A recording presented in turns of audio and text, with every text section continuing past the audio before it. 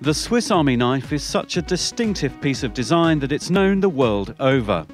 The family company was set up 125 years ago and they're based down the road from Brunnen.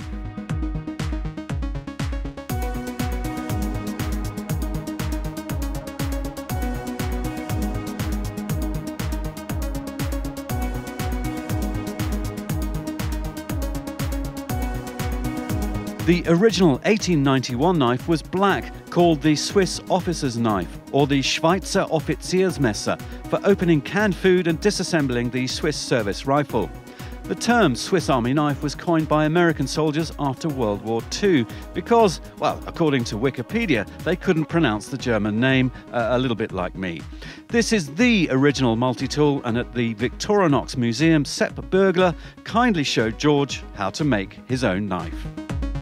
Now I'm building up here the basement for a Swiss Army pocket knife. It's called Spartan. And now we make here the basement, and there's a first divider and then a fourth rivet. I'm going through here. I got a foot pedal over there, push them down. But then I'm using here a spring. This looks like that. I'm going in with that here. This part is called a can opener with a small screwdriver. It's on the left.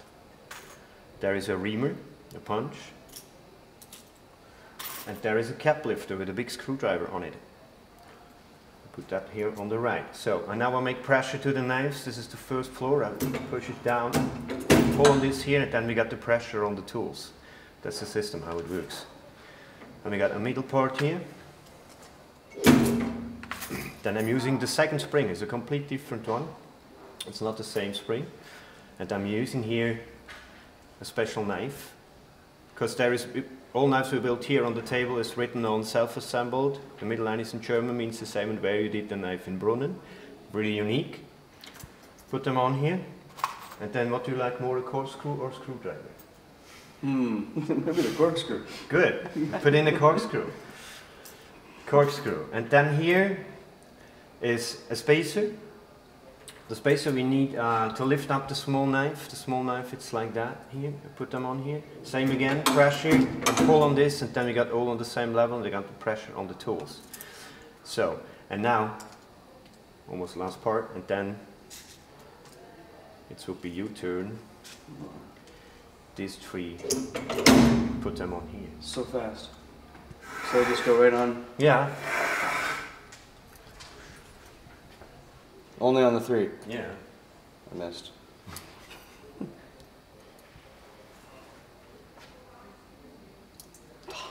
it goes again.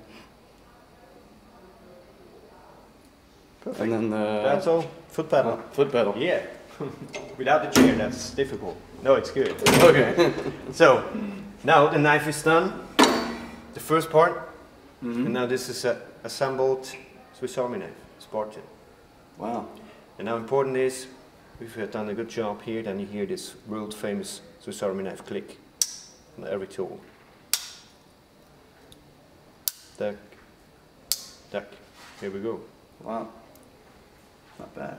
That's so cool. Impressive. Hey, Seb, are they still made on that principle, the Swiss Army knives? We're doing every day 60,000 pocket knives. In 10 minutes from here is a factory. Yeah. And of course they are done by high-tech machines, Yeah, robots, okay. streets, not done by hand. We have, this is a really old one here, but we're doing also knives with this kind of tables, of course. Yeah. But we don't need so much of them knives we built. But it's really useful and it works 100%. So it's as good as factory made? It is. Yeah. Yeah. Okay, that's wonderful. So I guess this is how it all started, on a simple die stamp machine. There was a machine since the early 30s. Yeah. He started with them and yeah. Nice. And it's useful. You've got it down. Also today. You've got it down. So what's next for George? Next is George. We have to change the table. This is the most important part about knife assembling. Yeah. We have to get the pressure to the knife. So we need then the right one. We got the hammer. We got the fine side. This is down. Has to be down here. And then we're making the heads with the hammer. Of course, in the factory there is a machine. Cut them off and tack. It's done. This is not handmade in the factory. This is really done by a machine. But here we don't have any machines. We got just the hammer. Now let's go here. We're making the head with the hammer. The material is brass, and that's really good to handle, yeah. Important is to keep it straight here, to keep the hammer straight, and then you get no problems. Good. That's it. It's your turn. Keep your left hand here on the knife, keep it, and then make the head.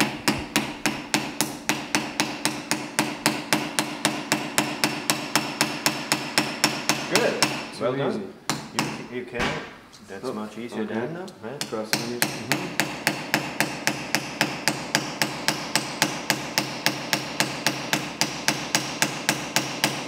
Like that? A little bit more. A little more. So, that's good. So, next step will be, before we check the knife, how it runs. Is it loose to the side? Is it too hard? Or is it good? Put in oil. Always between there is a spring and there is a tool. Put in just a drop oil. This is really important for the first time. On these 6 points here. And then, I go out with the big knife, and so now, yeah, well done, George.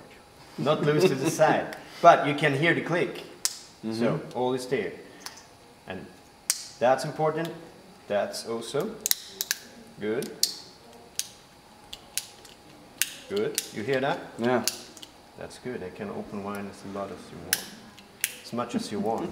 Okay. So, now, the next part will be put on here the covers. I give you one of these. Okay. The covers, they are flexible. They are not hard.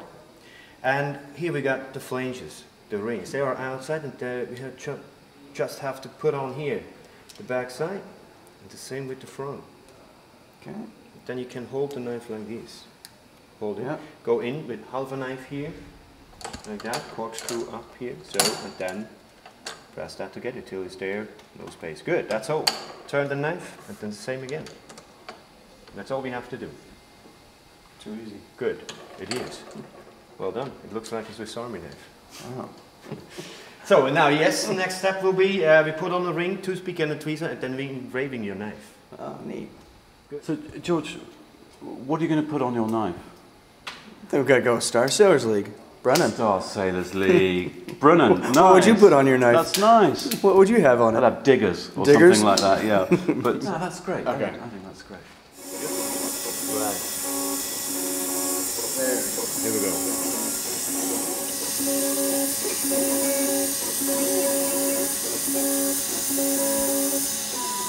Okay, done. Now press the toothpick in. Toothpick. Of course, otherwise it's not an original. Yeah, just it. There. There also, then we got a nice one. We want to have a nice one because it's Victorinox, you know. Yeah. So, now here. Wow. So.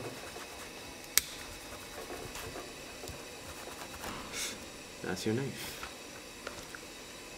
Fantastic. Fantastic. Congratulations. I give you that as a Thank gift. you. Yeah. Thank you good. very much. That's Welcome. fantastic. George, very cool to make your own knife here in the heart of Switzerland.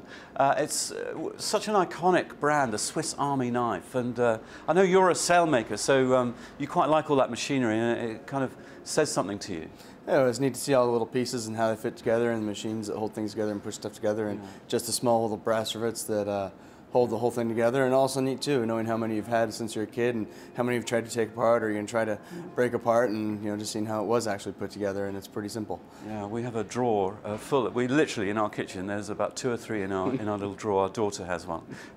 So an iconic brand and an amazing place, Brunnen. So part of sailing is going around and seeing beautiful places. You're from San Diego, and you travel around. We just did the Worlds in Lake Garda in Italy, and the Star Sailors final in Nassau in the Bahamas. So getting some good travel, some good air miles on this.